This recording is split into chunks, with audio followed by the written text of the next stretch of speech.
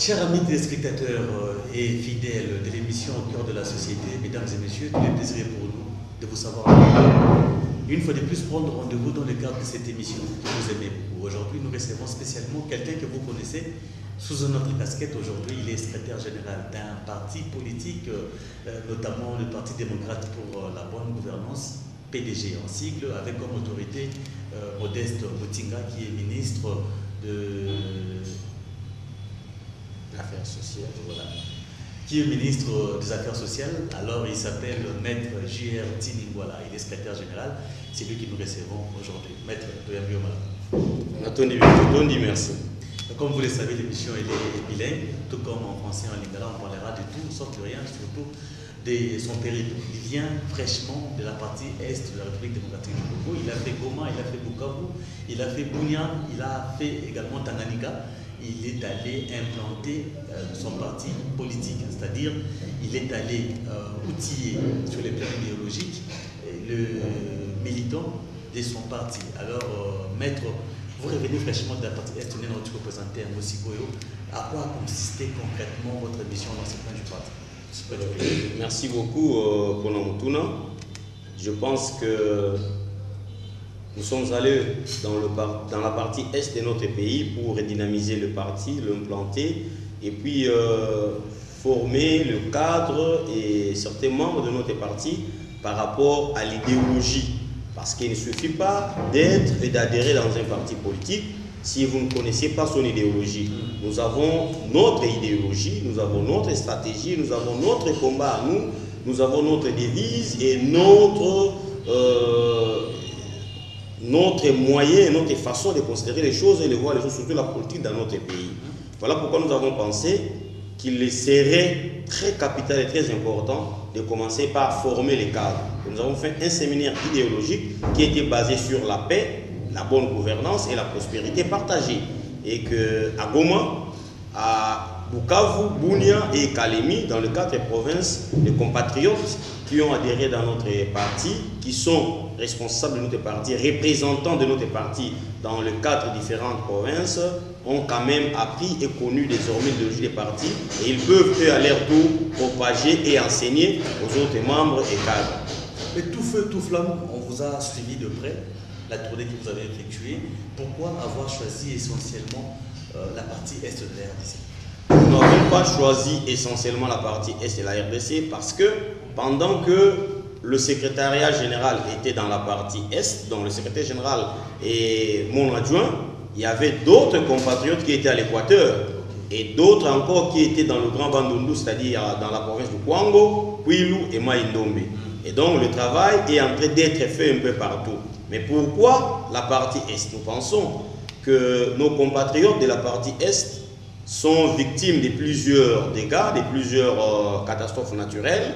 Et il serait impérieux et important de voir que les cadres du parti arrivent non seulement pour implanter les partis, non seulement pour les former, les préparer, mais aussi pour les consoler, mais aussi pour le préparer, mais aussi pour leur parler de la paix et de la quiétude par rapport à tout ce qu'ils sont en train de vivre. Et ils doivent, eux, comme autochtones, prendre leurs responsabilités en main, voir dans quelle mesure aider les gouvernements provinciaux à résoudre le problème dans lequel se trouve. Vous suivez de temps en temps les 2 gouverneurs militaires, que ce soit au nord Kivu et à l'Ituri, qui demandent à la population parfois de dénoncer les rebelles et les autres. Et donc nous aussi, nous sommes allés avec ces messages de paix, de notre autorité morale qui est son excellence et le patriarche Maurice Mutinga pour que nos compatriotes, le membre de notre parti, puissent aider aussi à la paix dans la partie est de notre pays. Et je rappelle que le Parti des démocrates pour la bonne gouvernance,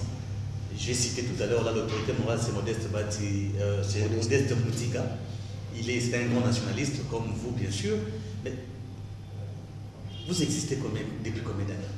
Ah oui, donc vous savez que le parti existe depuis 2016. Le parti a été créé en 2016 et le parti est allé aux élections de 2018 et nous avons quelques députés tant nationaux que provinciaux.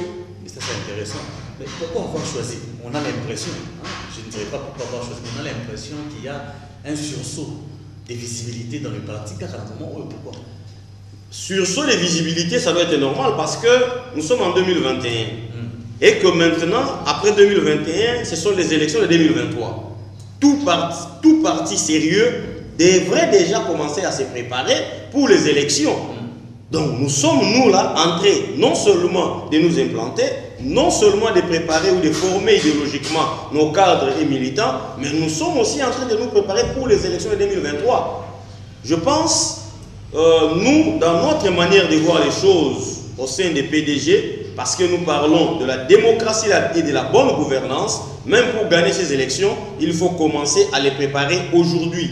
Il ne faut pas attendre 2023 pour aller s'imposer, pour aller brusquer les choses, mais nous pensons que si nos militants nous connaissent aujourd'hui, nous voient, ils savent que nous sommes avec eux, nous les préparons, nous les enseignons, nous sommes de temps en temps participants dans leurs différents problèmes, et pour nous donner les voix, je pense qu'ils n'auront pas besoin de polo, ils n'auront pas besoin d'argent, ils n'auront pas besoin de branchements et consorts, parce que nous sommes avec eux à tout moment. Nous ne sommes pas un parti opportuniste qui ne se fait voir que pendant les élections.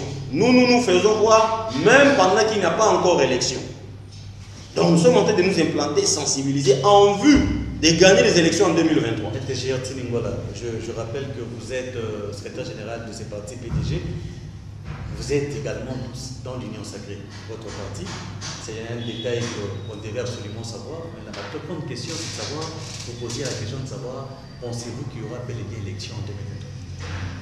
Lorsque vous dites que le Parti des démocrates pour la bonne gouvernance est dans l'Union Sacrée, c'est vrai, nous sommes membres de l'Union Sacrée. Parce que le président de la République a fait appel à tous les nationalistes, à tous ceux qui voudront le changement total de notre pays, qui s'associent à lui et travaillent pour l'avancement de notre pays. Et nous avons fait écho à cette demande, et donc nous sommes membres de l'Union Sacrée parce que l'autorité morale de notre parti est ministre des Affaires sociales, action humanitaire, solidarité nationale. Mais quant aux élections, c'est un droit. Ce n'est pas quelque chose de sentiment ou quoi que ce soit. C'est un droit garanti par la Constitution. Et vous entendez plusieurs fois le président de la République dire qu'il y aura des élections.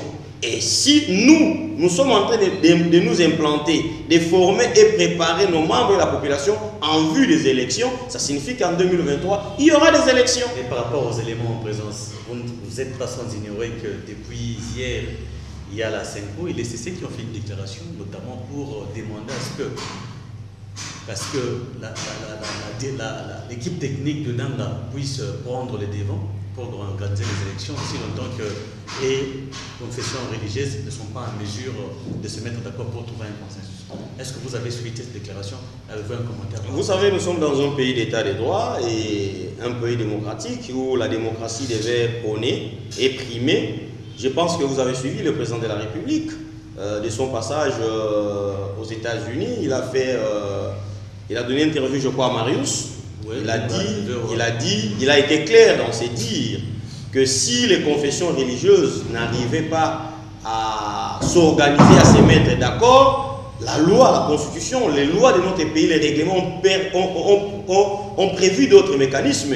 Et donc, c'est à l'Assemblée nationale de se décider et de faire avancer. Si les catholiques, pour eux, les catholiques et les protestants pensent que c'est Nanga qui doit continuer, qu'ils les choisissent officiellement, qu'ils arrivent à clore la procédure. Mais pas vraiment la personne de Nanga, c'est plus son accompagnement technique, c'est-à-dire l'équipe technique de Nanga. Ce sont eux qui ont organisé les élections précédentes. Dans ce sens-là, pour ne pas bloquer la machine et qu'il y ait de vraies élections crédibles et transparentes. Moi, je pense que la machine ne sera pas bloquée si les confessions religieuses ne se mettent pas d'accord. L'Assemblée nationale sait quoi faire et je pense que nous allons avancer. Et nous aurons les élections, rassurez-vous. Vous savez, avant 2018, les gens n'ont pas cru, les gens ne croyaient pas aux élections. C'était glissement, élection, pas élection. Et ceux qui étaient avisés se préparaient et sont arrivés à être majoritaires au Parlement. Je pense que nous ne sommes pas dans ces débats d'élection ou pas élection. Nous aurons les élections dans ces pays. Et ce qui nous concerne, nous comme parti politique, c'est d'armer nos militants, nos cadres, de nous préparer et préparer ces élections. Et le président de l'Assemblée, de la CENI, les confessions religieuses, ils sont en train de faire leur travail. Nous aussi comme politiques, nous faisons notre travail. Quand ils se mettront d'accord, tant mieux. S'ils ne se mettent pas d'accord, nous sommes dans un pays démocratique, il y a d'autres mécanismes que la Constitution et d'autres l'ont prévu et nous allons atteindre ces mécanismes, nous allons avancer pourvu que nous soyons préparés par rapport aux élections. Aujourd'hui, dans cette émission, ça sera difficile pour nous de dissocier la personne du secrétaire général et le parti politique. Comme vous le savez, pour ceux qui le connaissaient bien avant, il était activiste, c'est un grand activiste des droits de l'homme. Et cette transhumance-là, défendre les intérêts de la population sur le plan de l'activisme, et aujourd'hui, on vous voit sous la casquette d'un politique, est-ce qu'il n'y a-t-il pas une grande différence? Non, il n'y a pas de différence. Il n'y a pas de différence. J'étais en train de défendre les intérêts de la population comme acteur de la société civile. D'ailleurs, comme l'a été pendant plusieurs années, le patriarche Modeste Mutinga, il était membre de la société civile. À un certain moment, il est venu dans la politique active. Je suis venu dans la politique active continuer le même combat que je menais pour la défense de notre peuple.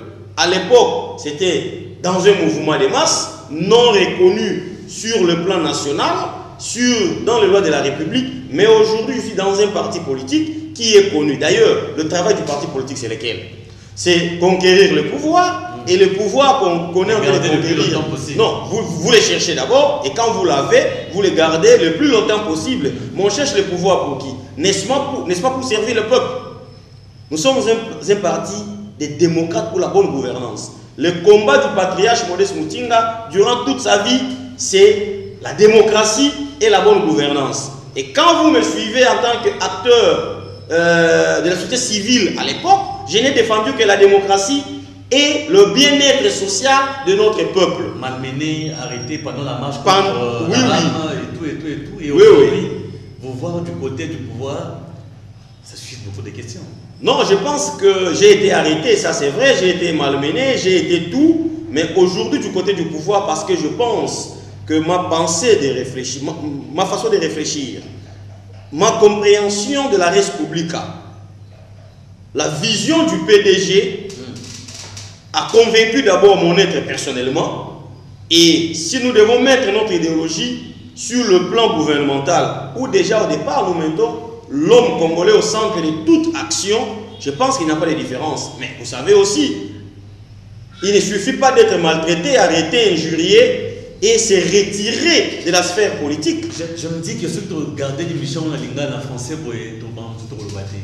C'est la question de la question de qui mettre tout son nom dans lingala. Balaki Unini. Malona Soukali, honorable excellence Bahati, Mutinga, excellence Modeste Mutinga, à la Unini pour que vous abandonner vision nyo soza ki nango ya malamu pona mboka. Na émission na uti ko émission awa été nazali acteur ya société civile ya Yambote. Modeste Mutinga o ngana zo kolanda akangama abetama ye d'ailleurs sous Mobutu et puis asala makambo ebele na vie na ye o ngai na sali na noté. J'ai observé les acteurs politiques, les hommes politiques congolais, Nathalie Bavina Bango, et j'ai pensé que le combat que je menais, c'est le combat qu'a mené le patriarche Modeste Mutinga. Et le Kola a concrétisé le combat au sein du parti politique. Et ce qui est là, c'est n'a adhéré à parti politique. Parti politique, il y a solo, oyongai na kokaki kokoki sa makanisi nanga pe vision nangai ezali PDG. Et donc na mikosa kité. Petala ezali facilité. Tant aux ali koé na parti politique, mbala moko secrétaire général. Ezali eloko mukete, ezali likabo ya mukete. Yango na ngina ya yango na lingina ya nola ça existait depuis 2016 yango na lingina ya nola Modeste Mutinga yemo kota ngazaki na société civile pour asa la partie politique balakaki yeni eloko moko te soko tangi vie politique ya Modeste Mutinga azali parmi batu oyo bazalaki na pouvoir batu oyo basimbaki Joseph Kabila mais tangu Joseph Kabila aboyaki ko organiser ba élection ngaka akedi na 3e mandat atikaki nyonso mbongo pouvoir nyonso azali parmi les ba G7 batu oyo se Kabila niet élection on va dire 3e mandat exacté 3e mandat exacté et donc au comment on a déjà été ils pour na mbongo te ils pour na bozuité ils pour na pouvoir te mais ils allaient pour na le kumu ya peuple na biso ils allaient pour na le kumu ya ba congolais ndengai na banzi ete komema combat oyo nazalaka nango déjà bandakala pembeni ya patriarche Modeste Mutinga ils allaient eloko malamu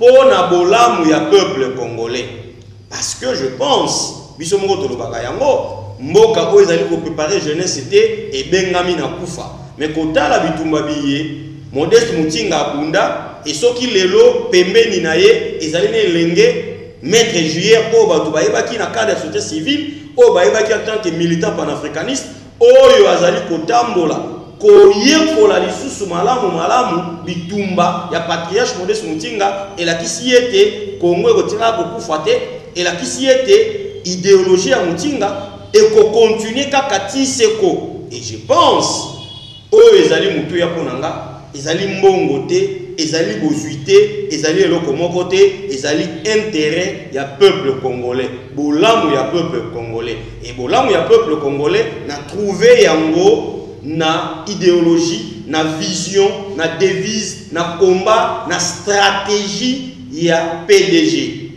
Les panafricanistes, ils ont des titolo, tout titolo, tout yébi yango. Mais ce pays qui est na ba restriction, na ba démarche moko oyo. Est-ce que vous ba na mon konza zo kamba bisole? Mais mon konza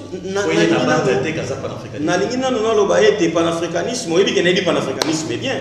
Oyebi yango ke nebi panafricanisme bien. Et nazali ngai moko panafricaniste ya mutu ya makasi. Mais ba panafricaniste ya solo bazala banani. Na yebi sako yango malebele.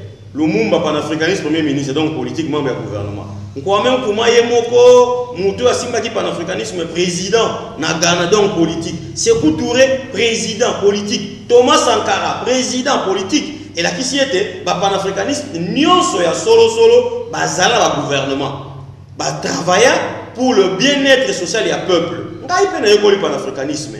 Na kotisi yango na bongo na vandisi yango donc yango fallait mon invitation les salles matoti kapena kota activiste vraiment activisme et vendre donc kota na politique active pour que autres allez commencer l'activisme maintenant autres ko sala to ça il a yango peuple na kati ya politique parce que ba décision ya solo et zomaka wapi na politique et non activisme.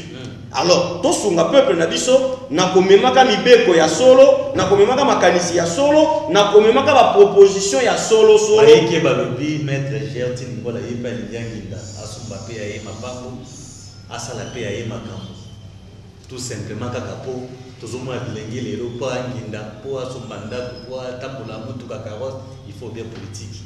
Non mais na koloba yango na télévision te po yo yebi ete ce que c'est là qui prend comme guinda mais si n'anginda kala et puis n'envia ka comme guinda te je crois que vie o yangai ekoki naza marié père de famille naza pananga naza na mombo nanga na tambola nango naza avocat naza na cabinet nangai donc bato ba ebinga ba ebi que na ba couloir nyonso to tambola ba mona ngai donc j'ai fait à mon niveau une certaine vie mais au-delà il y a vie nanga privée nazoka même makoki nangai moko pour que nous organiser la conférence pour que nous sensibiliser le peuple nabiso pour que nous sala makambo ya minene pona peuple nabiso c'est ce que j'ai continué à faire et ça na mo pona konginda te mais ali pona bolamu pe bolingo ya peuple o tozana yango nde tosali transition o na kati ya parti politique pour que bitumba nabiso pour que mungongo nabiso maloba nabiso eyoka na ndenge ya solo et pas n'importe quel parti politique PDG Parti des démocrates pour la bonne gouvernance. Parti Yanani,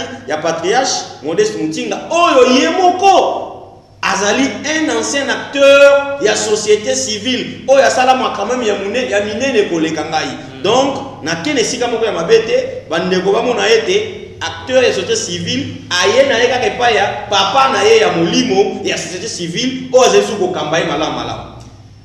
Il y a solo Toyoki Nengo Lobby. C'est vrai que vous avez appelé direction à parti Sika. Ils ont déjà la vision en gros.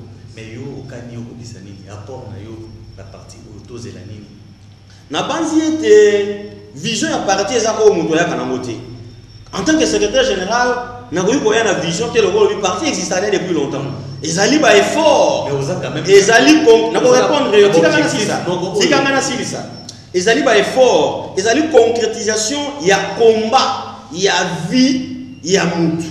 Oyo patriarche Modeste Mutinga, vie na ye oya amema, ba livre oya koma, makanisi oya zalaka na yango pona bolamu ya peuple congolais, nde ya moni ete toza bato tolekaka. Tika ete na tcha yango na esika moko boye, nazala to nazala te, nazala na bato oyo bakoya kolanda yango na sima. Donc vision, idéologie, devise, makanisi eza déjà evandi. Ndenga itangu na ye na bwaki coup d'œil na makanisi na moni no o nga na lukaka yangoyo siko nga en tant que secrétaire général na kuti déjà loko si vanda apport na ngezani kokomisa makanisi oyo ya PDG vision ya PDG idéologie ya PDG combat ya PDG stratégie ya PDG na baimboka banso na Congo obimba kolakisa force combativité na ngai ko implanter parti ko organiser ma formation ma meeting populaire ma sensibilisation ko belela ba imboka baye baete soki eza na ba parti oyo ekelemi pona kaka bolamu ya peuple PDG azali na kati et singeli to adhérer en masse to pesa PDG maboko ezala penza eloko na biso to soutenir yango pour bonne gouvernance na démocratie na Congo et vandinde na kati wana soki kaka bolandi idéologie ya PDG bolandi combat ya PDG bolandi vision ya PDG bolandi devise ya PDG stratégie bokomona ete esengeli vraiment parti ya solo solo oyo ba congolais esengeli bazala na kati nango nde yangoyo. C'est vrai que ils ont parti de malade. Pour que ce soit parti politique, il y a tant de gens qui sont là, à coffre en tout cas, banderole na mais surtout il y a deux ans na siège ya parti PDG na commune ya Kasavubu. Tout le monde y yango ils ont structuré organisation ezali. Mais ndeko secrétaire général. Vous avez implanté wapi concrètement ceux qui montent dans la province alingi ya soit bino facilement et ça Grand Bandundu, ils ont à Est, ils ont à Congo central. Est-ce que vous avez une paille? Maintenant, vous autres, vous avez implanté au Kamusangai. Pour yo, au Lekisi Bilili, na biso na Est. Et puis na Ebandeli Awa. Est, ils ont promoté. Et puis na Ebandeli Awa, au lobby était, tous allés parti malette était. Au ils allaient la boutique, la partie moussous, au ils allaient le pouvoir na poche na bango. Et puis place au Vandi Awa, ils allaient dans salle de réunion na biso. Au moni nenge bureau ils allaient. Tous allés pena interfédéral. Oh wapi toko sala activité moko ya monene lobina bakambi ya ville ya Kinshasa. Mais esengeli sikoyo yo otuna ngai opona province moko otuna nga bakozwa parti wapi. Pour ceux qui yo lobina banda koyebisa yo dans toutes les 26 provinces ba parti bisika ezali tokozwa tant. Luka province moko tuna ngai soki tokomi awa tokozwa parti wapi. Ndena kopesa yo référence. Pour comprendre le secrétaire général Azasur nae baza bisika nyonso mena Sankuru. RTVS 1 ils assurent satellite pour la biso bipa biso. Oui, so ko komi na Sankuru tozali na représentant na biso camarade Dani Mbombo soko lingi na kopesa numéro na ye tango émission de toli koleka jour sur na rediffusion bengi alanda. Tozali donc vous avez représenté partout. Tozali toute la partie nationale vous représenté partout. Et ba sorti autre tozali ko nekosala ezali kutu teka kapona ko implanter mais ko redynamiser la kisini ba tout bazali déjà. Ba interfédéraux na biso bazali et tout ça que ko kutana na bango ko solola na bango ko pesa bango morale ya sikape makasi pour ba mona secrétaire général ya sikapo ya na parti azali ko tambola pour que ko kutana ba ko solola na bango donc tozali sur toute l'étendue du territoire. Alors tout tipo bête biso ma solo ya activité oyo ko sala week-end oyo déjà comme on so pesa ki solo nango oyo bisa biso eza nini ya kozala pe wapi comme ça boka pembela na ba ba sengeli basa. Oui donc ezali activité ya présentation, il y a nouveau leadership, il y a ville province à Kinshasa. Tu es bien mingi tangu parti secrétaire général à Koti et ça la rappelle ba base mususu meka koningana pour que ba tchabatu o bazali même moral na ye o bazali na efficacité moko na ye pour que makambu ekende liboso. Et donc la ville province ya Kinshasa PDG a salaki bongo ko sala moi restructuration par rapport au comité o ezalaki kala o wapi tozana interfédéral ya Sika province à Kinshasa, tozali pena bandeko ba fédéraux ya sika bakotaki et même ba sous-fédéraux o ezali pona biso ba commune nde lobi tokozala na réunion ya prise de contact na bandeko wana nyonso o wapi tokosolo na bango tokopesa bango so malamu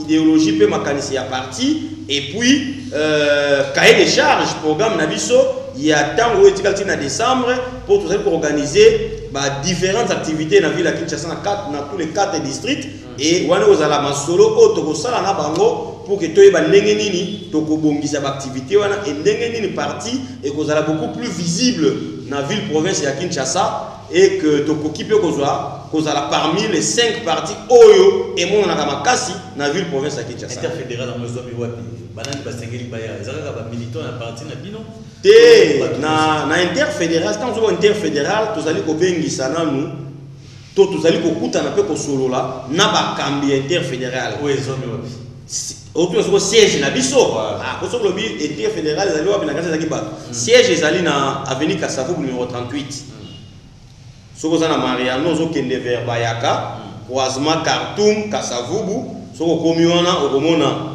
photo ya patriarche mona mboka Modeste Mutinga ya munene lokola o ezali awa evandi wana pe okomona ba drapeau na biso etondi wana nde bureau interfédéral na biso ezali wana to ça parti ya mukete il faut pas ko kanza ete to tamona parti na kati ya mutuka na ligne c'est sur le mot différence moko parti la muki kaka po patriarche azongi aux affaires azana pouvoir to la muki po tozokende na élection peut-être que ezana ba parti oyo bino ko s'intéresse kana yango et ça va partir nous tous au dans la raté c'est très raté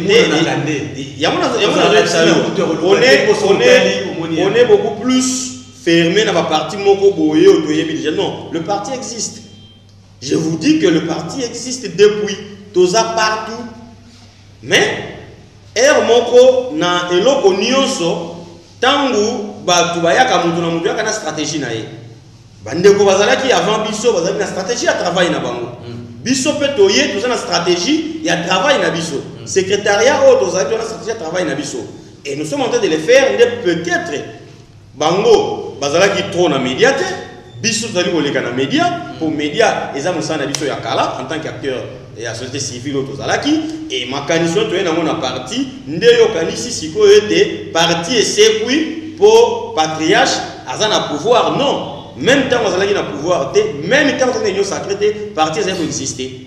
Bandaka, depuis 2016, il y a une activité et c'est là qu'il y a un temps. Question, c'est vrai que parti, il a précisé, ils ont une union sacrée, PDG, ils ont une union sacrée. Tout ça, en face, il y a le secrétaire général, il y a PDG.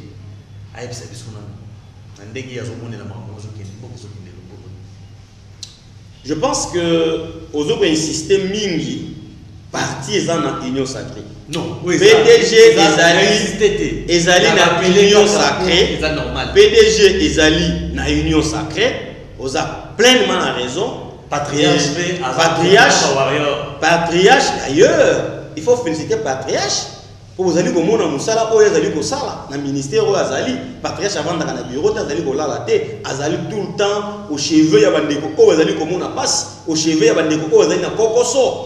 On est là ici démocratie na bonne gouvernance et ceux qui va passer la yango prime patrice azali mutu o esengela zo brevet de mérite na musala ya makasi o ya azali ko sala na sein ya gouvernement mais je pense que sous leadership ya je pense que ceux qui otuninga question ya koloba ete gouvernement ezali ko tambola ndenge nini déjà nandakisa o na pesi ya musala patriarche azali ko sala okomona ete réponse nange ko sala ni gouvernement te na lingi social ya population yo tambolaka yo za mutu ya bato yo za na ba base za na ba siège mbela ya bato ya population boni makambo zo ke malamu le peuple d'abord oyo balaka ki biso zo tambola malamu bon en tout cas je pense pour nous la honnête na yo soki otuninga question wana pour patriarche azali ministre des Affaires sociales, moi je vous dis que Moussala oye azali kosala ezali Moussala ya malamu ya mutuya pe o ezali kokendele. Mais ce qui ozongi na question na union sacrée, je pense que le peuple d'abord, ezali slogan ya union sacrée. Le peuple d'abord ezali ya bandeko na biso ya IDPS. Et ce qui olingi otuna question na ya koyeba le peuple d'abord ezali ko simba tote il faut tout na bandeko na biso. Biso na union sacrée tolobi gouvernement des warriors. Effectivement, être allié ne signifie pas que tu as la vision mon IDPS. Et la cité 2023 va sanctionner effectivement, j'ai dit effectivement. Mais si koyo soko tuninga question ya PDG na kopesa yo ya na lombango et même question o ya PDG okotuna ndeko ya IDPS akopesa yo et ya noté pour toza deux partis différents. Attaque tozali biso nyonso na kati ya union sacrée. Tunanga o etaleli PDG na kopesa yo biyano. Mais soki olingo tunanga yi devise ya PDG zanini na kopesa yo yano. Baslowe ya PDG na kopesa yo yano. Mais o ya baninga tuna bango payer ba epa na bango est-ce que zali kotambola tote. Mais soko tuninga o etaleli union sacrée pour tozali na kati ya union sacrée na kopesa yo pe biyano. Mais la kati ya union sacrée secrétaire général bandeko Olanda biso. Union sacrée ndazo kamba biso lelo. Gouvernement et kamba mina ba membre ya union sacrée. Oyo bino ko batu ya union sacrée. Ngala ngina yeba santé politique ya parti ko tout est possible tout ni to yebi santé politique à parti. To yeba santé politique ya batu oyo bino ko kamba population. To leki déjà 100 jours. Na ngina yeba ndenge ni nous omoni la makambo ya. Est-ce que social la population les autres qui ne malamu les autres qui ne sika bonjour nga beaucoup mbayako? Moi je pense que makambo ya mboka ezali eloko yo kobongana aux acteurs politiques ezali eloko yo kobongana mukolo moko te to na mikolo mibale te. Nous avons tellement de situations de problèmes mais na banzi ete ba effort ezali ko salama pour que makambo ebele ekende malamu et toko gouvernement na banzi te ka kozwa nyonso mbala moko pour que bonga memale mais je crois même makambo ya avion awa ezalaki bato bazo cha tembe mais ngana uti ko mata avion. C'est vrai, le prix à l'avion est quitté. Mais bagages, oui, mais bagages, c'est normal. Bagages, c'est là qu'il n'y a pas de société. Bagages, c'est là qu'il y a 20 kilos, je crois. 20 kilos, c'est belé. 5 dans ma bogo, 15 dans soute. Oh, et tu calmes mon foot à yango. Donc, je pense que malembe, tu comme à un niveau où tu concrétiser réellement social et à peuple. Et ça, il y a baguette magique avec qui ne peut pas échanger. Congo, ils ont beaucoup de monnaie. Toujours qu'il y a mon secrétaire général, je crois que le projet d'avenir, il y a PDG Zali. Tu as déjà qui tourner pour sensibiliser, pour outiller les militants dans la province parce que nous, il y a RDC, nous expliqué la partie est, la grande bande de l'Équateur. Mais tu sais, si peut-être continuer pour Congo, tout c'est la ligne. Mais na banzi ete wana ko pesa nango mutuna ya kotuna ngai te mutu nyonso asala ka politique ayebi pona nini basala ka parti politique et parti politique bitumba nango ezala ka nini te on est à long terme mais dans un projet moko eza concret à réaliser dans les jours qui arrivent to yebi que lelo parti politique bazo sungra pe population te bo créer bango moi centre bozo sunna d'une manière ou d'une autre na sens wana tuni to zela nini na PDG na colonisation. Non, moi je pense que PDG c'est un parti politique respectueux. Où il y a une ligne de conduite, où il y a une idéologie, vision, une stratégie, un combat qui est déterminé pour le peuple congolais. Et pour que Makambouana ait se concrétiser, et Sengeli, PDG a sensibilisé, a formé, a aidé peuple à comprendre. Natango Maponami Koya a pesaye Maboko. Azala na ba représentant na ba assemblée provinciale na assemblée nationale a épessayé ba sénateur pour que lobby azala na gouvernance ya mboka pour à répondre positivement par rapport à idéologie na ye na entente ya peuple na biso. Mais soki ezali pona kotia ba boutique kotonga ba magasin ba nini, je pense que la parti politique est ça la yangote. Ceux qui vont partir politique, c'est quelques individus, quelques personnalités, tant mieux. Mais PDG en tant que parti politique, alors qu'il y a des boutiques, il y a PDG. Beaucoup encadré à ta gêne. Non, mais quand nous disons que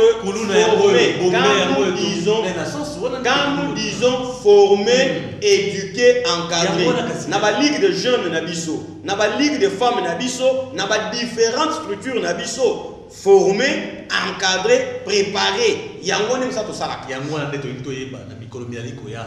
PDG pour ngami po asala eloko mona Jean wana. Non. Kosala eloko na ebité tango zoloba, nazolinga te o limiter PDG na mikolo koya, na ba activité moko restreinte. C'est la vie de chaque jour. OK. C'est la vie de chaque jour.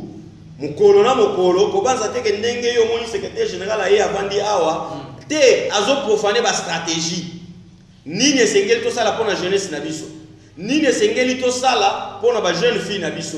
Nini esengeli to sala pona peuple na biso à Kinshasa comme ailleurs. Réunion ya lobby sont des stratégies. Autres allez qu'on a comité à ville province ya Kinshasa pour que toyeba nini oyo biso PDG esengeli tango oyo to pe sa jeunesse, to pe sa peuple, to pe sa papa na ba maman. Donc c'est un travail de chaque jour comme parti politique, c'est former, encadrer, éduquer, préparer. Tout c'est la tête que lobby to la meeting moko pour la circonstance moko boye, te lobby to c'est la journée de la femme. Non, nous c'est chaque jour que nous le faisons. Okay. Et tozoaka vie na biso ya parti politique ya chaque jour comme si indirectement tout allait gérer état. Parce que jour où comme on est ici tous en encore sauté. Nous sommes déjà en train de le faire chaque jour. Et ceux qui transforment ça mis les lots to comina Respublica, je crois que Koko soit parce que nous le faisons déjà chaque jour. Secrétaire général, tu as pratiquement dans cette émission, on a évité, et au moins c'est la guitare, on a évité, on a lancé un militant, on a sympathisant, on a grossir, on a message dans les années. Message ezaka moko na lobaki yango déjà na bandeko ebele na ba réseaux sociaux que ngai Maître Juillet Nsini Ngwala na tikaki activisme social pour que na la politique active et donc nazali désormais pour ça la politique active na au sein il y a parti des démocrates pour la bonne gouvernance PDG et bandeko nyonso oyo bazalaki kolanda biso bandeko nyonso oyo bapesaki biso confiance bandeko oyo nyonso basepelaki ne lobeli na biso to ne saleli na biso na banzi ete totikali kaka Juillet Nsini oyo tozalaki bitumba oyo tozali komene yango na sein ya PDG nde tosengi na bino boya koadere massivement na parti po bopesa biso lisusu makasi ya solosolo bomatisa lisusu nkita ya parti na biso botambusa yango non seulement na Kinshasa mais na Congo mobimba parti ezala munene eza parti de masse